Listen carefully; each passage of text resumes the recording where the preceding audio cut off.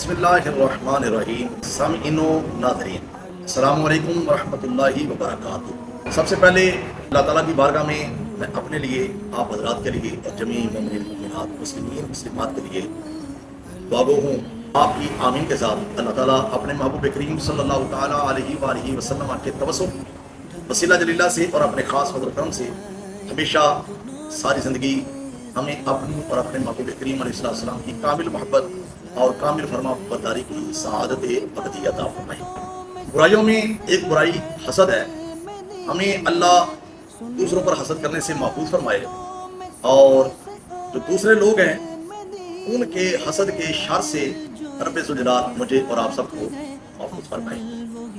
کچھ وجوہات کی بنا پر کافی عرصہ ہماری ویڈیوز مسائل فقہیہ، مسائل شرعیہ کی عنوان پر نہیں پہنچ پائیں، اس کی چند ایک وجوہات تھی، اور دعا کے لیے میں نے خاص کر دی ہے، آپ دعا فرمائیں اللہ تعالیٰ ہمیشہ خدمات دینیہ کے ساتھ، کامل ایمان کے ساتھ وابستگی نصیب فرمائیں۔ سوال یہ ہے کہ اگر کوئی صاحب نماز ظہر کی سنتیں ادا نہ کر پایا، اس نے نماز ظہر کے فرض ادا کیے، تو کیا ایسے شخص کی نماز ظہر کی ادائیگی ہو گئی، یا سنتیں چھوڑنے کی وجہ سے اس کے فرض ادا ہوئے ہیں یا نہیں؟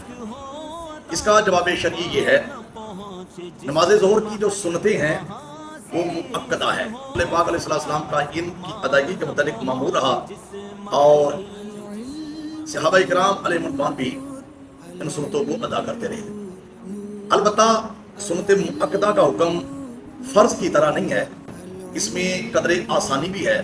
اگر کوئی مجبوری ہے، شرعی مجبوری ہے، یا کوئی انتہائی دینی دنیاوی اعتبار سے کوئی مجبوری ہے، اس کی وجہ سے بندہ ظہر کی پہلی 4 رکعتیں چھوڑنے پر مجبور ہے، اور یہ اس کی عادت بھی نہیں ہے، ایسی صورتحال میں یہ جو عام آدمی ہے، عام شخص ہے، جو مجبوری کے ساتھ سنتیں چھوڑ رہا ہے اور ظہر کے فرض ادا کر رہا ہے، اس کے ظہر کے فرض تو بالکل ادا ہو جائیں گے، ہمارا مطالبہ نہیں ہوگا قرآن و حدیث کی روشنی میں کہ اس نے سنتیں چھوڑی ہیں لہذا اب ظہر کے فرض دوبارہ ادا کرے، ایسا نہیں ہے۔ ظہر کے فرائض اس کے مکمل ہو گئے۔ البتہ اگر ظہر کے وقت میں ہی اس کو آسانی کے ساتھ وقت میسر آ جائے اور پہلے والی 4 سنتیں پڑھنے کا موقع مل جائے تو ضرور ادا کر لے۔ پھر یہ کہ اگر کوئی صاحب جماعت کے ساتھ نماز ادا کر رہا ہے، ظہر کی سنتیں چھوٹ گئی ہیں، تو نماز فرض ادا کر کے بعد والی 2 سنتیں ادا کرے، اس کے بعد پھر وہ پہلی 4 سنتیں جو چھٹی ہوئی تھی ان کو ادا کرے، بعد میں 2 رکعت جو نفل ہیں ظہر کی وہ بھی ادا کر لے۔ اس طرح نماز بالکل ٹھیک ہو جائے گی۔ اور جو صاحب بغیر کسی وجہ شرعیہ کے ظہر کی مؤکدہ سنتوں کو چھوڑنے کی عادت بنائے گا، ایسا شخص قرآن و حدیث کی روشنی میں گنہگار ہے۔ اسے چاہیے کہ جو عادی ہے اپنی عادت سے توبہ کرے اور ظہر کی سنتوں کی ادائیگی کی عادت بنائے۔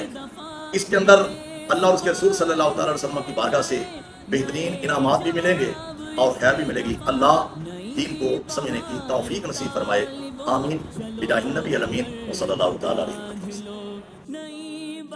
العلم